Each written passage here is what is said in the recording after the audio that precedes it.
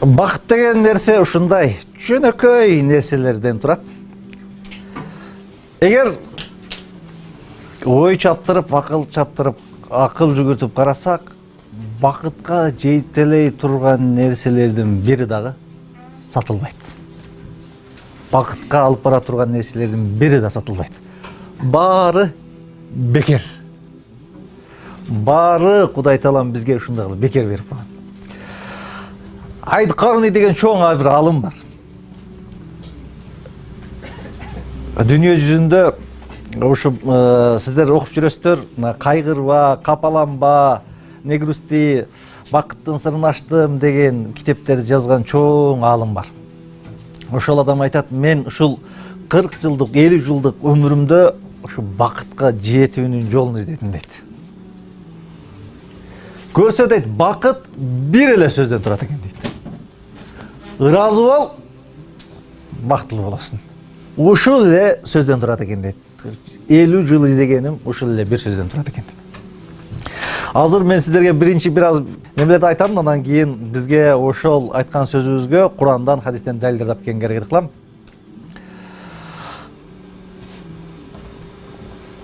Америкалыктар Купия сыр деген бир китеп чыккан, билесиздерби? Секрет деген китеп бар. Купия сыр деген. Ошол китепте, Купия сыр деген китепте, эгер окугандар болсо билет, ыраазы бол, жашооңо ыраазы болсоң, бул тартылуу күчү, сен ойлогон нерсени ыраазы болгон сайын, ошол ыраазы болгон нерсең көбөйө берет. Жакшы нерсеге ыраазы болгон сайын ошол нерсе көбөйөт. Бул тартылуу күч дейт. Алар баягы Кудай Таалага берет деген ишенич жок да. Алардын түшүнүгү боюнча тартылуу күчү, тартылуу мыйзамы. Эмне ойлосоң, жакшы ойлосоң ошол оюң боло берет. Ыраазы болсоң ошол нерсе көбөйө берет. Бирөөсү айтат, мен эртең менен туруп душка кирип жуунуп атып, ушу жуунганыма ыраазы болом деп айтат. Ошенткен сайын бакытка айланат дейт. Бизде негизи ушул нерсени Куран-ы Керимде пайгамбарыбыз канча жыл, канча кылымдар менен ла ин шакартум, эгер шүгүр кылган болсоңор, ла азиденнакум, мен силерге көбөйтүп беремин. Шүгүр кылган сайын силерге көбөйтүп беремин деген аяттар турат. Биз ал жака көпчүлүгүбүз аяка көңүл бурбайбыз. Американец келип туруп анан кийин тартылуу күчү, тартылуу мыйзамы бизге ушуну тартуулайт десе, ошол жака карап коебуз. Эгерде жашооңузга ыраазы болсоңуз, кантип бактылуу болуп калганыңызды өзүңүз байкап аласыз. Адам баласы негизи табиятынан шүгүр кылууну, табиятынан шүгүр билдирүүнү, табиятынан ыраазычылык билдирүүнү адам баласынын табияты көпчүлүк учурда унутат экен. Адам баласы табияты ушундай. Ошон үчүн Куран-ы Керимдеги аяттарга мындай чаптырсак, Алла Таала биз аларга көптөгөн жакшылыктарды, көптөгөн неаматтарды бердик, алар капыр болуп кетти дейт. Биз көптөгөн жакшылыктарды берсек дейт, байлык, жакшылыктарды берсек, алар капыр болуп кетти дейт. Биз Алла Таала бизге көптөгөн жакшылыктарды берди. Көптөгөн неамат. Ва ин таудду неаматалла, эгерде Алла Тааланын неаматтарын, Алла Тааланын жакшылыктарын эстесек, ла тухсуга, эсептеп бүтө албайсың. Азыр мен да бир-эки суроо сурап коеюн. Бакыт дегенди кантип түшүнөбүз? Бакыт деген эмне деген? Бактылуулук деген эмне деген? Жүрөктөгү тынчтык дагы? Баары жакшы болсо дагы? Ата-энең жаныңда болсо дагы? Ыймандуу болсоң дагы? Ден соолук болсо дагы? Кудайды сүйсөң. Ушул айтып аткандардын баары бизде бар, бирок биз жашообузга ыраазы эмеспиз. Ден соолук барбы? Бар. Ата-энең барбы? Бар. Бир туугандарың барбы? Бар. Досторуң барбы? Бар. Ыйманың барбы? Бар. Бирок дагы деле эмне нааразысың, жашооңо нааразысың, жетпей атат. Кудай Таала бизге берген көптөгөн жакшылыктарды унутуп коюп эле, болбогон майда бурат нерсеге нааразы болуп жүрөбүз. Акыл, эгер акыл чаптырсаң, ой жүгүрсөң, акыл чаптырсаң, бир туугандарың жаныңда. Көпчүлүгүбүз бакытты, көпчүлүгүбүз жакшылыкты колубузда бар мезгилде байкабайбыз. Аз айтып атабыз, ата энең бар деп атабыз. Ата энеси бар деген адамды аз бүгүн ата энеңе жакшылык кылып атасыңбы деп сурасак ойлонот. Ата энең менен күндө байланышасыңбы десек ойлонот. Качанда колубуздан ата энебизди жоготкондо, качанда көз жумуп кеткенден кийин анан эмне кыла баштайбыз? Аттиңай, ушул ата энеме жакшылык кылып калганымда. Аттиңай, апам болсо күндө телефон чалып, күндө жарым саат эзилишип сүйлөшмөй келем деп айтабыз. Бир туугандарың жанында болгондо деп айтып атабыз. Бир туугандарыбыз бар, бир тууганыңызга жакшы мамиле кылып атасызбы? Бир туугандарыңыздын кадырын сезип атасызбы бүгүн? Бир тууганыңызга жакшы мамиле кылып, жакшы сөз тартуулап, эжекем, апам, агам, миним, силер менин бир боорумсуңар, сиздерди жакшы көрөм деген сөздү тартуулай алып атабызбы? Бир туугандардын кадырын бүгүн сезип атабызбы? Туура. Бактылуулук бир туугандарың жанында болуу бул бакыттын бир туу чокусу. Бирок ошол нерсени бүгүн бир туугандарыбыз жаныбызда турганда баркына жетип атабызбы? Бактылуулук бул ден соолук деп айттык. Кудай Таалам бизге аманчылык берди, ден соолук берди, көз берди, кулак берди, ыйман берди. Ушул жерде бизге сүйлөшүүгө мүмкүнчүлүк берди. Ушундай татынакай жерде, жылуу, жумшак татынакай жерде сүйлөшүп олтурабыз. Ушуга бир акыл калчап, ой жүгүртүп, Кудайга шүгүр, ушул жерге адамдар азыр башка жакта жүрөт. Талаалап жүрөт, бузуку жерде жүрөт, жаман сөз сүйлөп жүрөт, уурлук кылып жүрөт. Кудай Таалам сизди ал жерге тандаган жок. Кудай Таалам сизди өзүнүн үйүнө чакырды. Кудайды эстегенге чакырды. Өзүңүзгө, жашоого, жаратылышка акыл жүгүрткөнгө чакырды, ушул жерге алып келип койду. Ушул нерсеге шүгүр кылып атабызбы?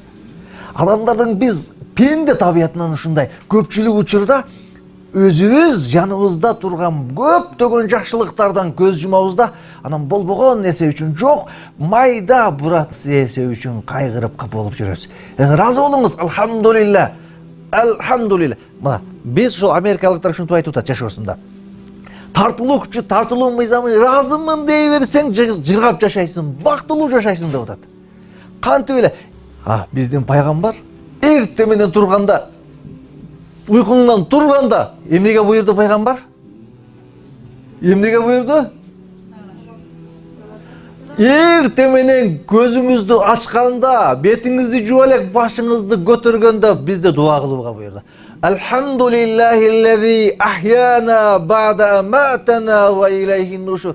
О жараткан, мага дагы өмүр берип, мага дагы ушундай ден соолук менен эртең менен мени ойготуп, ушу кичкей өлүм, уйку кичкей өлүм.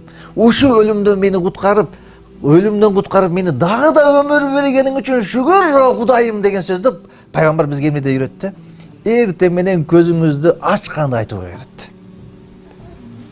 Пайгамбар бизде ар бир тамак жегенден кийин, тамак жештен алдын эмнеге үйрөттү? Алхамдулилла. Аллази ат'амана ва сақана ва жа'алана минал муслимин. О жараткан бизди мусулман кылып, о жараткан бизге жедирип, ичирип койгонуңа шүгүр деп айт деди. Ар бир тамактын алдында. Тамактан кийин. Булардын баардыгы ушул эмне? Ушулардын баары бакыт, ыраазычылык билдирүү, рахмат айтуу, жаратканга ыраазы болуу, рахат, бакыт. Бакыттын туу чокусу ыраазы болууда. Рахаттын туу чокусу Кудай Тааламдын берген нематтарын карап туруп, Кудайым бизге ушунчалык мүмкүнчүлүк берди. Кудайга шүгүр. Акылга ой жүгүртүп көрүңүз. Кудай Таалам бизге ден соолук берип бул жерге келип отурабыз. Угуп атасыз. Көрүп атасыз. Кудай Таалам бизге мындай татынакай таза аба берип койду. Бул жерге жыргап таза аба менен дем алып атабыз. Ушулардын баардыгына акыл калчасак, кайгырганга убакыт жок. Эгерде ыраазы болуп, ар бир ишиңизде ыраазы болуп жашасаңыз, жыргап жашайсыз, бактылуу жашайсыз. Кечинде күйөөңүз келет, тамак бышырасыз. Качанга чейин тамак бышырам, качанга чейин ушинтип мен кул сыяктуу, кызматчы сыяктуу иш кылам деп тамак кылган менен азыр атасы келет, азыр сүйүктүү жарым келет. Татынакай тамак бышырып беришим керек. Бул менин Кудай Таалам бизге мүмкүнчүлүк берди. Ушинтип жашасак бактылуу болобуз деген адам менен баягы качанга чейин ушинтип жашайбыз деген адамдын ат менен төдө айырмасы бар. Кылган ишиңизге ыраазы болуп кылсаңыз бакытка бөлөнөсүз, жыргайсыз, ырахаттанасыз ар бир ишиңизде. Китеп окуп атасыз, могу китепти окуп атасыз, эртеге экзамен тапшырыш керек, эртеге модул тажаттуу модул ушул мугалим ушул деп окуп атасыз. Ырахаттана аласызбы? Жок. Ал бул жерге кирет, кайра бул жерден чыгат. А бирок сүйүп окусаңыз ушуну, мен ушул китепти окусам көп нерсени үйрөнөм. Акыл кирет. Өсөмүн, өнүгөмүн, өсөмүн, мамлекетиме, элиме, жериме, балдарыма салым кошом. Сүйүп аткарсаңыз рахаттанасыз, жыргайсыз, бакытка бөлөнөсүз. Ар бир кылган ишибизде эгерде жыргап, эгерде ыраазы болуп, ошол кылып аткан ишиңизге ыраазы болуп, ишиңизди, ар бир ишибизди биз вазифа, бул тапшырма деп билбешибиз керек. Мамлекеттик аз бүгүнкү иште эмне үчүн өнүкпөйбүз? Азыр эмгегин сүйгөн, кылган ишини сүйгөн адамдар аз. Кылып аткан ишини жазып атат, бирок эмне деп билет муну? Айлык үчүн, ушул эптеп курсагын тойгозуш үчүн, экзаменден өтүш үчүн, мугалимден жеме укпаш үчүн. Жок, андай эмес, булардын баарын четке кагыңыз. Сиз эмне үчүн? Ушу кылган ишиңизди сүйүп кылыңыз. Бул менин Кудай Таалам мени ушуга жараткан. Кудай Таалам бизге ушунчалык мүмкүнчүлүк берди. Ошо тамакты бышырып, күйөөңүздү күтүп, кулмун деп арызданып атасыз. Ошол тамакты бышырганга тамак таппай аткан адамдар бар. Күйөөңүздү жаман көрүп атасыз, ошол сиздин жаман болсо да ошондой күйөөгө жетпей жүргөн адамдар бар. Ушуларды эстеп, ой, бул мага Кудайга шүгүр. Ыраазы болсоңуз, жашооңузда рахаттанасыз. Жыргайсыз, бакытка бөлөнөсүз. Кайгырууга убакыт калбайт. Жыргап жашайсыз, бактылуу жашайсыз. Бизге Кудай Таалам көп жакшылыктарды берди, көп мүмкүнчүлүктөрдү берди. Туура. Биздин ар бирибизден азыр могул кыздан баш тургузуп сурасак, бул кыздын жашоосунда өзүнчө бир кайгы, муң бар. Балким ар бирибиздин жашообузду эгерде могу китепке түшүрсөк өзүнчө кызыл китеп болот, балким. Кызыктуу китеп болот. Аябай кызыктуу. Ар бирибиздин жашообузду тартсак, кичинекейибизден баштап бүгүнкү чоңойгонго чейин жашообузду карасак, аябай кызыктуу китеп чыгат. Ар бирибизде кайгыруу бар. Бирок ушул башыбызга келген кыйынчылыктардын баары, кайгылардын баары, оорчулуктун баары сиздин пайдаңыз үчүн экенин жакшы билишиңиз керек. Балким ошондой кыйналбасак бүгүн мындай адам эмес элек. Балким кыйынчылык көрбөсөк мындай ийгиликке жетпейт элек. Ар бир ийгиликтинге жетүү үчүн кыйынчылык бар, оорчулук бар. Жыргап эле дароо болуп калат, ал мүмкүн эмес. Жок, башыбызга келип аткан ар бир түйшүктүн кийимибиз жок, акчабыз жок, үйдө проблема, кимдир бирөөнүн атасы, кимдир бирөөнүн апасы, кимдир бирөөнүн агасы, кимдир бирөөнүн иниси, кимдир бирөөнүн бир тууганы, кимдир бирөөнүн күйөөсү, кимдир бирөөнүн аялы. Үйдө ар бир үйдө проблема бар. Балким ошол сиз менен менин жакшылыгым үчүндүр балким. Акча жетпей атканы балким сиз экөө үчүн жакшыраактыр. Кудай Таалам сынап аткандыр. Жусуф алейхиссаламдын окуясын караңыз. Жусуф алейхиссалам түрмөдө жатты, кыйналды, азап чекти. Түрмөдө Жусуф алейхиссалам менен дагы эки адам жашайт эле. Жусуф алейхиссалам аларга аябай жакшы мамиле кылчу. Алар түрмөдөн чыгып баратканда Жусуф алейхиссалам кыйналды, алар чыгып кетти. Жанында жүргөн жолдошчу чыгып кетти. Бирок бирөөсү чыгып кетти, барып кызматчы кул болду. Бирөөсү чыгып өлүм жазасына тартылды. Алар чыгып кеткенден кийин Жусуф алейхиссалам дагы 7 жыл түрмөдө жатты.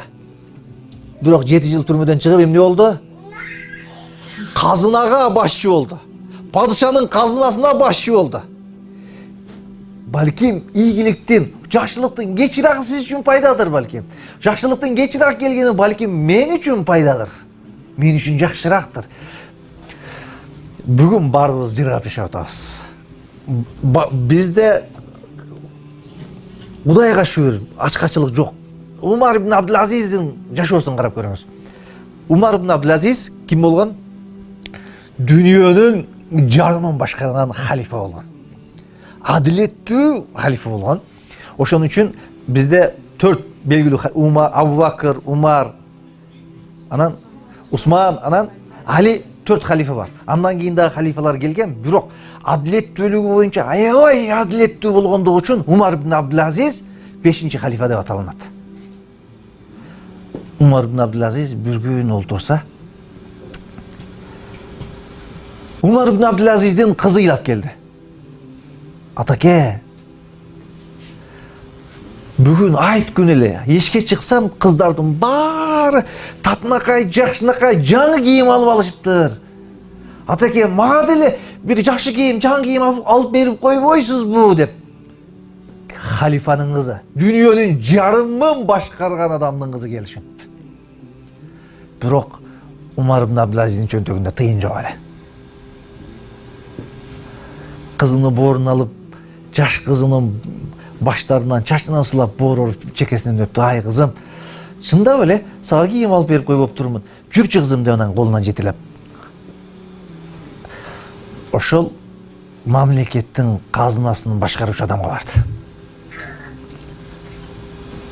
Ey balança, bugün ayet günü Moğol kızım üstüme жаңы kiyim жоқ деп ыйлап келиптир. Алган маянам түгөп калган анчам. Кийинки айдан маяны алганга чейин бир аз маяна берип тура аласыңбы деп сурады казына башчысынан. Казына башчысы: "О Амирил Муъминин, сиздин айтканыңызды дароо орундатам. Бирок bir şartım var" dedi. "Жазып бересизби" dedi. Umar dedi: "O, gel жазып берейин" деп ана шымаланып келип отуруп калды. "Эмнени жазайын" деп анан кийин калемин алып жаза баштады эле. Жөнөкөй эле бир сөз. "Кийинки маянамы алганга чейин жашаганга кепилдик берем деп жазып коюңуз, маянаңызды берейин" dedi. Umar ibn Abdulaziz жүрөгү солт etти. Toktoy kaldı. Kızını jitilep ters geri buruludan үйüne gitti. Үйüne varganda bala çakası, bala bakırası Umar ibn Abdülaziz'in yüzü özgörgönün baykadı. O baldarım, o kızlarım, kalasaңар sabır kılgıla birge beşke gireriz dedi. Kalasaңар talap kılgıla men aytkanыңарды кылам, бирок мен тозокко керем dedi. Атасынын жүзүн көргөн балдар, кичинекей кызы дагы атасынын байкы жүзүндөгү кыйналган сезди да: "О атаке, болду, сабыр кылабыз, баарыбыз бирге бешке киребиз" dedi. Мол халифанын кызы, падышанын кызы, дүйнөнү башкарган халифанын кызынын үстүндө кийгенге, айт күнү кийгенге жаңы кийими жок эле. Эгер де аталар бүгүнкү күндө Умар ибн Абдулазиздей аталар болгондо башкача мамлекетибиз, башкача мамлекет болмок. Эгер де балдарыбыз, кыздарыбыз бүгүнкү күндө Умар ибн Абдулазиздей балдарыбыз, Умар ибн Абдулазиздин кыздарындай кыздарыбыз шүгүр кылган, канаат кылган, жашоосуна ыраазы болгон, Кудайга шүгүр деген кыздарыбыз, балдарыбыз болгондо балким жашообуз башка нукка өзгөрмөк. Мына халифанын кызы үстүнө кийгенге кийими жок.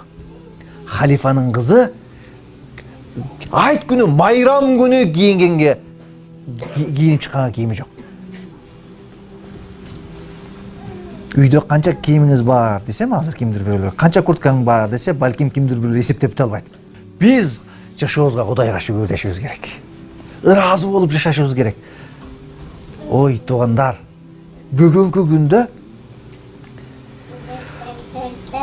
тынчтык өзүнчө бир чоң бакыт.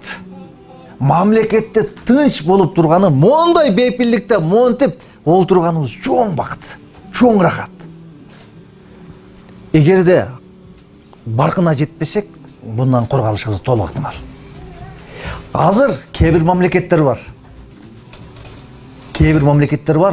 Өлүмдү күтүп отурушат. Үстүнөн бомбалар түшүп атат. Өлүмдү күтүп отурушат. Бизде тынчтык, эркиндик, Кудайга шүгүр, жер калдын баары бар. Биз ыраазы болуп жашашыбыз керек. Алхамдулилла, Кудайга шүгүр. Жаратканга шүгүр, ден соолукту берди, тынчтыкты берди, бейпилдикти берди, кыйманды берди, эркиндикти берди. 15 жыл мурун, 20 жыл мурун сиздерге окшоп жолук салып жүрө албайт эле адамдар. Элдин баары жаман көз караш менен карайт эле. Кудайым мүмкүнчүлүк берди, дин эркиндигин берди. Эркинсиз, жаман сөз сүйлөбөйт сизге эч ким. Каалаганыңызды кийесиз, каалагандай басасыз, каалагандай турасыз. Булардын баары эгерде шүгүр кылсак, Кудайга шүгүр десек, Кудайым көбөйтүп берет. Ла ин шакартум, эгерде ыраазы болсоңор, Кудайга шүгүр, бир туугандарым бар, Кудайга шүгүрден Кудайым Таалам көбөйтүп берет. Кудайга шүгүр, ушундай эркиндигибиз барден Кудай Таалам көбөйтүп берет. Кудайга шүгүр, бизге ушундай тынчтык берилден Кудайым көбөйтүп берет. Кудайга шүгүр, Кудайым бизге ушундай акыл берилден Кудайым көбөйтүп берет. Шүгүр кылалык, ыраазы болуп жашайлык. Ыраазы болуп жашасак, жыргап, балким мен кайталап атканым, балким бул бакытты калем менен, балким бул бакытты сөзүм менен жеткире албайм. Жашообузга ыраазы болуп, шүгүр келтирип, Кудайга шүгүр деп жашасак, жашообуз жыргал жашоо айланат. Бакыт көбөйгөндөн көбөйөт, байлык көбөйгөндөн көбөйөт, сүйүнүч көбөйгөндөн көбөйөт. Ырахатка бөлүнөбүз, жыргалга бөлүнөбүз. Бир кедей үй бүлө бар экен. Үйүндө жегенге эч нерсе жок, жалаң гана көк бурчак кайнатып, тышы менен кайнатып көк бурчак жашайт экен. Аялы эч кайгырбайт экен, күйөөсүнө бир жемелебейт экен, экөө бактылуу жыргап жашайт экен. Ыраазы болуп жашоосуна Кудайга шүгүр деп жашайт экен. Бирок айт күнү алар дагы көк бурчакты пиширип келип эле астына жейин деп отуруп, аялы наалый баштайт экен. Бүгүн майрам го, айт деле го. Адамдардын бар үйүндө эт, биздин үйдө дагы бир аз эт болсо кана. Аялы наалып баштаганда эмне кылат күйөөсү? Жок, мүмкүнчүлүк жок. Анан бети кызарып уялгандан күйөөсү көк бурчакты алып, кабагын арчып, терезеден ыргытып эле анан көк бурчакты жей баштайт экен. Алып эле кабагын сырткы ыргытат экен, анан өзүн жей берет экен. Алып эле кабагын сырткы ыргытып, айнектин терезеден сырткы ыргытып, кабагын жей берет экен. Аялы олтуруп, анан кийин омин деп бетин салап эшикке чыгат экен.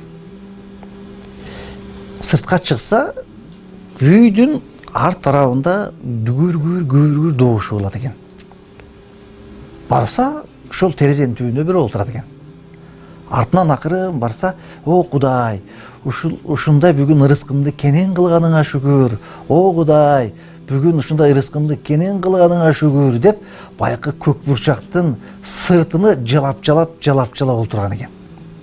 Ошондо жашоосуна ушул көк бурчакты жеп олтурганына ыраазы болуп, күйөөсүнө айткан сөзүнө аттен кылып, анан кийин келиңиз үйгө кирип чай ичиңиз десе, жок, мен курсагым тойду, рахмат деп ыраазычылыгын билдирип, баягы адам сыртка карап кетет экен. Ошондо акылына жеткен экен, ушул кээ бир адамдарга ушул көк бурчактын сырты дагы муктаж экендигине. Адамдар толтура, ушундай көк бурчакка муктаж, сиз жеп аткан тамактын сыртына муктаж болгон адамдар толтура. Биз ушинтип олтуруп, анан кийин баягы нан келбей калды окуу жайыбызда. Кирсем, капта жарым кап картошка бар экен. 4-5 балабыз. Бойдокчулук мезгил күчүбүз толуп турган. Нан жок, жегенге нан жок. Чайнекке салабыз, сууга кайнатабыз картошканы. Анан ошол бойдон эле баягы ачып туруп, анан кийин сырты монда кылсаң, сырты колуңда калып кетет, баягы ичиндеги ачылган жери ичибизге кирип кетет. Ушундай күндөр өттү. Ачарчылык күндөр өттү. Бизде айтайын дегеним, шүгүр келтиришибиз керек. Бүгүн бизде андай ачарчылык жок.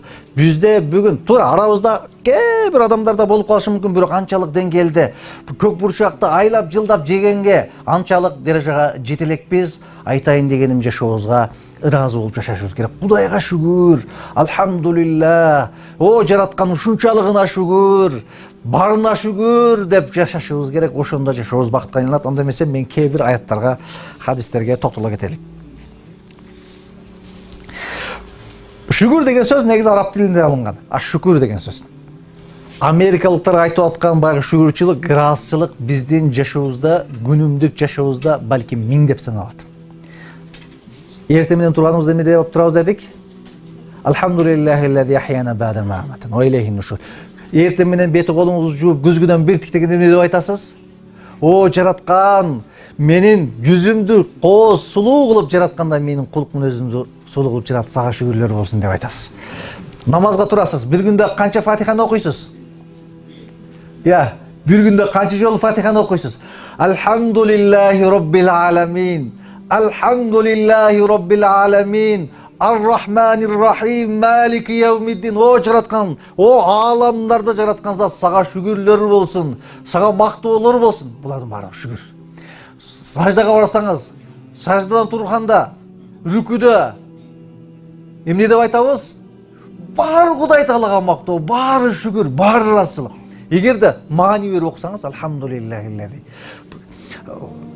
Кудай Таалага шүгүр. Жашооңузда дагы, рүкүңүздө, турганыңызда дагы, олтурганыңызда дагы, жатканыңызда дагы, үй бүлөңүз менен көрүшкөн үчүн бардык жерде шүгүр. Ошол биздеги баякы тартылуу мыйзамы деп коебузбу, тартуу күчү деп коебузбу, ошол нерсе биздин ибадаттарыбыздын баарында жатат. Шүгүр келтирелик. Кудайга шүгүр. Алхамдулилlah. Шүгүр деген сөз, хамд, мактоо, бул сөз менен ишке ашат. Сөз менен. Ал эми шүгүр амал менен, кылган ишибиз менен. Биз Кудай Таалага шүгүр келтириш үчүн туура адам баласында тили менен, жүрөгү менен, кылган иши менен шүгүр билдирилет. Ошол нерсе биз азыр айтып аткан маселедин баары Кудай Таалага шүгүр келтирүү. Эгерде бири-бирибизге дагы ыраазычылык билдирсек, дагы жакшылыгы көбөйөт. Адам баласыны эртең барсаңыз күйөөңүз жакшы эми милдети негизичи. Сизди кийиндирип, ичирүү милдети, моюндагы парызы. Бирок продуктасын көтөрүп келсе, азаматсыз ыраазычылык билдирип, рахмат сизге деп койсоңуз, өзгөрөбү? Өзгөрөт. Эртеси күн кандай болот? Дагы көтөрүп келет, көбөйөт. Лаин шакартум, Алла Таала эмне деп атат? Эгерде силер шүгүр кылсаңар эмне кылам деп атат? Көбөйтүп берем. Ыраазычылык билдирип койсоңуз, эртеге кайра эле сизге көбөйө баштайт. Бирөө жакшылык кылган болсо, чай куюп берип койсо, рахмат алтыным деп койсоңуз, кайра чай куюп бергиси келет. Ыраазы боло баштайт. Сизди күйөөңүз мактап койсо, чайнама болбогон чай, негизи болбогон нерсе. Рахмат алтыным, үйдү таза карап коюпсуң, алтыным деп койсо, кадимкидей эртеси күнү талпаңдап жүгүрүп дагы тазалай баштайт. Болбогон нерсе үчүн ыраазычылык, бири-бирибизге ыраазычылык билдирүүнү. Пайгамбарыбыз хадисинде айтат: "Мен ла яшкурун нас", адамдарга ыраазычылык билдирбеген адам ла яшкурулла, Алла Таалага эч качан ыраазы болбойт. Адам баласы ыраазычылык билдириш үчүн бири-бирибизге майда бурат болсо да ыраазычылык билдирелик. Майда бурат болбогон нерсе, майда нерсе, кичкей нерсе рахмат деп койсоңуз, жолдо машина менен баратасыз, милдетим менинчи. Бул жөө жүргөн адамды өткөзүү менин милдетим. Бирок өтүп баратып рахмат деп койсо, кадимкиде мага сүйүнүч татымга, туурабы? Кичинекей майда нерсе, бирок дагы да жакшылык кылгыңыз келе баштайт. Дагы да алдыга ушул байкаяттын маны ушул жерде жатат. Эгерде шүгүр кылсаңар, ыраазычылык берсеңер, Алла Таалам көбөйтүп берем деп атат. Адамдарга ыраазычылык билдирелик, бири-бирибизге, тууганыңызга, бир тууганыңызга. Жада калса кээ бирөөлөрүбүз атабызга ыраазычылык билдирелекпиз. Жада калса кээ бирөөлөрүбүз апабызга ыраазычылык билдирелекпиз. Апа, рахмат, сиз ушунчалык бизди тарбияладыңыз, ушунчалык адам кылып тарбияладыңыз, тарбия бердиңиз, бизди ушинтип өстүрдүңүз. Рахмат сизге апа десеңиз, апаңыз кадимкидей бакыт, кадимкидей айтып, бүгүн ишенбесеңиз бүгүн барып айтып көрүңүз. Жүзүнөн бир толкундануу көрөсүз. Жүзүнөн бир бакыттуу көрөсүз. Күйөөңүзгө барып бүгүн ыраазычылык билдирип көрүңүз. Болбогон нерсе үчүн, болбогон кыймыл аракет үчүн алтыным рахмат сага деп коюңуз. Бул сөз күндө эле айта беремби? Күндө жок. Күндө кайталаныш керек. Рахмат сага. Азаматсың. Ыраазымын сизге. Кудайга шүгүр. Сизге рахмат. Кудай Таалам сизге күч кубат берсин. Рахмат сизге. Күндө жакшылык кылган болсо, күндө ыраазычылык. Кандай майда бурат эмне татуулаган болсо, ыраазычылыкты билдирелик. Бири-бирибизге, коңшубузда көп жакшылык көрөбүз, бирок ыраазычылык билдирбейбиз. Болбогон бир барак үчүн кээде мына бир барак берип койсоң, ыраазычылык билдирип бир барак берип койсоң, кадимкидей адам өзгөрөт.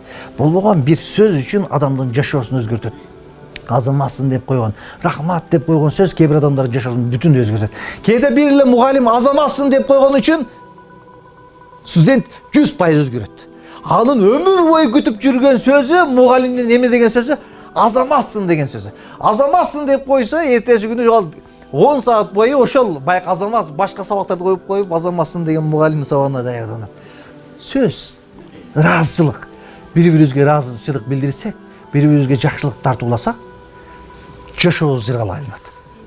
Кана эле эми ар бирибиз ошентип бири-бирибизге ыраазычылык тартууласак, баарыбыз ыраазычылыкты жакшы көрөбүз, баарыбыз рахматты жакшы көрөбүз. Кана эле биз ыраазычылыкты жакшы көрөбүзбү? Демек баары жакшы көрөт. Жашообузду өзгөртөлүк. Бүгүндөн баштап жашообузду өзгөртөлүп, ыраазычылык билдирелик.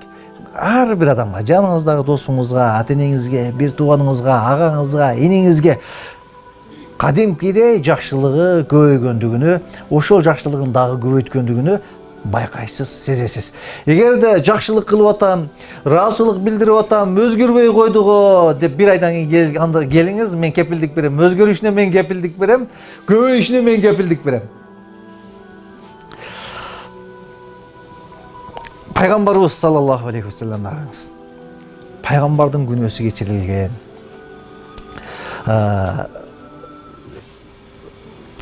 5 менен сүйүнчүлөнгөн, бирок пайгамбар дагы түнү бою намаз окуп, буттары канаганга чейин намаз окуду. Айша энебиз келип, Аллахтын элчиси. Айша энебиз келип айтат, мен дейт пайгамбарыбызга келсем, түнкү намазын окуп атыптыр дейт. Буттары канап калган дейт. Аркасынан келип уксам дейт, о Алла, о жараткан, менен өзүң ыраазы бол. О жараткан, мага ачуулана көрбө. О жараткан деп дуа кылып атат дейт. Пайгамбар. Анан мен пайгамбарга келип айттым, о Алланын элчиси, сиздин күнөөлөрүңүз кечирилген. Сизди 5 менен сүйүнчүлөнгөнсүз. Эмне эле өзүңүздү кыйнайсыз десе, афала акуна абдан шакура, мен шүгүр келтире турган, ыраазы боло турган, Кудай Таалага ыраазычылык келтире турган пенде болбоймунбу деп айтты дейт мына пайгамбар. Алла Таала Кур'ан-ы Керимде ва қалилун мин ибадия шакур, пенделердин азы шүгүр кылат деди. Табиятынан ушундай. Адамдардын көпчүлүгү жашоосуна наразы. Адамдардын көпчүлүгү жакшылык кылсаңыз, көп адамдар ыраазы болбойт, наразы. Күндө мен сиздерге күн сайын 1000 сомдон акча берсем, күн лекция окуп 1000 сомдон акча таркатсам, бир айдан кийин баштайсыздар, бул 2000 сомдон эле берип койсо болот. Кийинки 2 айты чогултуп 2000 сомдон берип койсо болбок, бизди келип эле кетирип эле деп айтабыз. Адам баласынын табияты ушундай. Ошон үчүн Алла Таала ва қалилун мин ибадия шакур, менин пенделеримдин шүгүр кылуучулар аз деп айтты. Ошон үчүн Умар ибн Хаттаб бир күн олтурса, бирөө дуа кылып атат дейт. О жараткан, мени аз адамдардан кылгын деп дуа кылып атат дейт. Умар ибн Хаттаб осуна келди, эмне деп атасың десе, Алла Таала Кур'ан-ы Керимде мага шүгүр кылуучулар аз деп айтты дейт. Мага ыраазы боло тургандар аз деп айтты дейт. Ибадат кылуучулар аз болот деп айтты дейт. Жашоосунда ыраазы боло тургандар аз болот деп айтты дейт. Бейишке кире тургандар аз болот деп айтты дейт. О жараткан, мени ошол аздардын, аз топтордун арасынан кыл деп дуа кылып атам деп айтты дейт. Адамдардын көпчүлүгү жашоосуна наразы, ыраазы болбойт. Жакшылыкка ыраазы болбойт. Кудай Таалам биз жогоруда айткандай, Кудай Таалам бизге көптөгөн жакшылыктарды берди. Мына бактылык эмне десе, бир тууганды утабыз, ата-энеди утабыз, жакшы абада утабыз, тынчтыкты утабыз, бейпилдикти утабыз. Кудай Таалам бизге ушу биз айткан нерсенин баарын берди. Бирок дагы деле арабызда кимдир бирөөлөр жашоосуна наразы. Ошон үчүн не сахабалар ошондо Умар ибн Хаттаб айтты, ооба, туура айтасың деп айтты. Қалилун мин ибадия шакур, шүгүр кылуучу пенделерим аз болот деди. Жакшылык кылсаңыз, ырайымдуулук кылсаңыз, ошон үчүн биз пендеден жакшылык күтпө, пендеден ыраазычылык күтпө деп айтабыз. Эмне үчүн? Пендеден күтүштүн кереги жок. Биз Кудай Тааладан күтөбүз. Жакшылыкты кылыңыз, аракетти кылыңыз, бирок ыраазычылыкты кимден күтөбүз? Жараткандан күтөбүз. Эгерде шүгүр кылсаңыз дейт, ыраазы болуп жашайсыз дейт. Кудай Таалам айын ташкуру ярдах лакум. Эгерде шүгүр кылсаңар, мен силерди ыраазы кылам деди. Алла Таала Кур'ан-ы Керимде айтат, эгерде шүгүр кылсаңар, мен силерди ыраазы кылам деди. Шүгүр кылыңыз, ыраазычылык бул жердеги тынчтык, бейпилдик, ыраазы болуу өзү келет. Шүгүр десеңиз, бардык тараптан ыраазы кылам деген сөздүн мааниси аябай терең. Балким шүгүр кылсаңыз, Кудай Таалам сизге дароо сиздин жүрөгүңүздө бейпилдик, ыраазы тартуулап коет. Балким шүгүр кылсаңыз, сиз ойлогон нерсени Кудай Таалам берет. Ыраазы болуунун биринчи пайдасы, шүгүр кылсаңыз, Кудайым сизге ыраазы болуу мүмкүнчүлүгүн берет, жүрөгүңүзгө тынчтык тартуулайт. Эгерде ыраазы болсоңуз, Кудай Таалам сизди бул дүйнөдө, ал дүйнөдө азаптардан куткарат экен. Алла Таала Кур'ан-ы Керимде айтат: "Ома яфалуллаху би'азабикум ин шакартум ва амантум." Алла Таала эгер шүгүр кылсаңар, ыйман келтирсеңер силерди азаптабайт деп айтты. Шүгүр кылбаган адам, канаат кылбаган адам бул дүйнөдө азап чегип жашайт. Шүгүр кылбаган адам азап чегип, мына өзүндөгү бакытты билбей, өзүн өзү азаптап жашайт, кыйнап жашайт. Алла Таала Кур'ан-ы Керимде эмне деп айтып атат? Эгерде шүгүр кылсаңар, силерди азаптан куткарам деди. Бул дүйнөнүн баягы өзүн өзү азаптоо, акыретте тозок азабынан куткарам деди.